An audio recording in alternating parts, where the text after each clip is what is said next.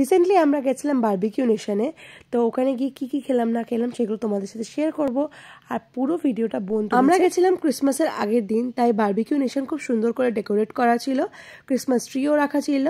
যাওয়ার পরপরই দিয়ে দিল ফুচকা, যেটা আমার মোটামুটি খেতে লেগেছে, কারণ এইটা বাইরের মতন টেস্ট করে না। তারপর দিয়েছিল কাজুন পটেটো আর ক্রিসপি কর্ন। স্মাইল ব্লগে নেবো আমি, জাস্ট পারমিতা।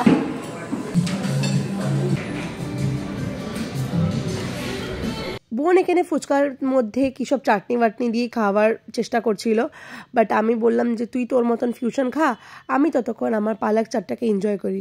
আর সত্যি বলতে এই পালক চাটটা না অসাধারণ খেতে ছিল, আর বাকি কাবাবগুলো খেতে সত্যি খুবই ভালো ছিল। তো মোটামুটি গ্রিলস वगैरह খেয়ে আমাদের পেট ভর্তি হয়ে গেছিলো।